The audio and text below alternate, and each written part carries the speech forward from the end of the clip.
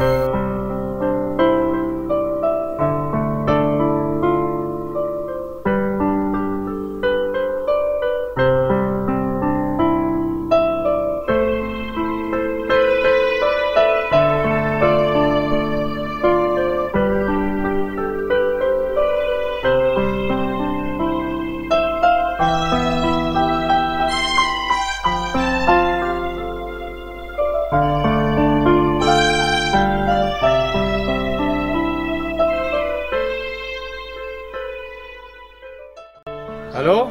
selamat pagi sahabat-sahabat terkasih, terima kasih Yapi. Kita boleh bertemu kembali pagi ini di dalam suasana yang sangat indah karena kasih dan kemurahan Tuhan, sehingga kita boleh di dalam kondisi sehat walaupun kita harus tetap tinggal di rumah, bekerja di rumah, belajar di rumah, dan juga beribadah di rumah.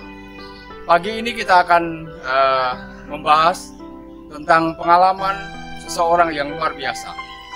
Dia bernama Musa. Musa artinya adalah diangkat dari air. Di dalam kehidupannya, Musa mengalami kondisi-kondisi yang sulit dan juga menyenangkan.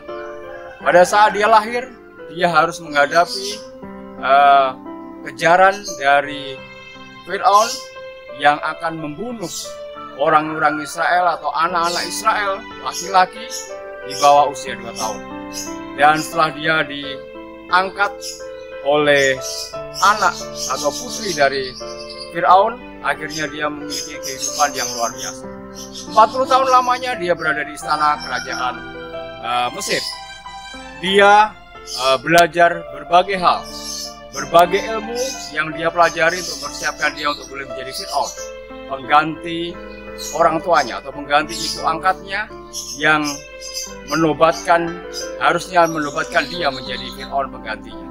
Dan kalau kita lihat, kehidupannya diwarnai dengan pendidikan kemiliteran yang luar biasa, diwarnai dengan kehidupan pembelajaran arsitektur, jampi-jampi, sastra, dan juga hal yang lain. Di dalam tulisan penulis-penulis atau sejarawan Yahudi katakan bahwa Musa memiliki 80 gelar pada saat dia berada di istana kerajaan Firaun. Dan pada saat itu setelah 40 tahun dia berada bersama-sama dengan kondisi kerajaan yang mewah, kondisi kerajaan yang menyenangkan. Akhirnya dia tetap memiliki keinginan untuk boleh tetap bersama-sama dengan umat-umat Tuhan walaupun penderitaan dia harus hadapi. Satu peristiwa terjadi, dia memisahkan satu kondisi pertengkaran antara orang Israel atau budak Israel dengan seorang yang menjadi pemimpin dari budak-budak itu, yaitu orang Mesir. Dan pada saat itu orang Mesir ini akhirnya dipukul dan singkat cerita meninggal. Karena ketakutan, Musa akhirnya lari ke padang Midian. Di sana dia bisa belajar tentang kehidupan yang berbeda daripada di istana Mesir. Dia menjadi seorang gembala dari gembalaan yang sangat banyak.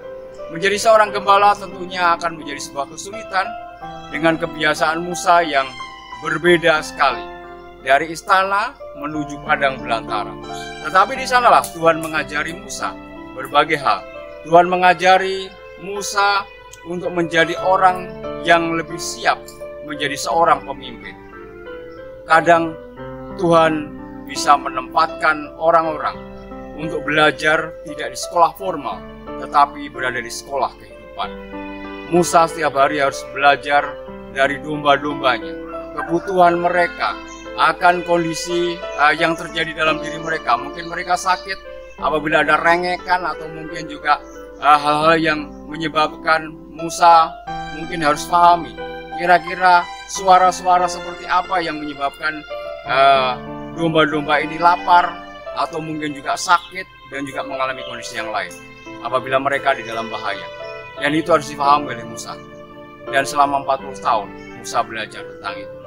Bersama dengan domba-dombanya, langsung diajar oleh Tuhan, bukan di sekolah formal, tetapi sekolah kehidupan. Dia diajar tentang kesabaran, dia diajar tentang kepemimpinan, dia diajar tentang bagaimana penyerahan hidupnya kepada Tuhan sebagai satu hal yang luar biasa.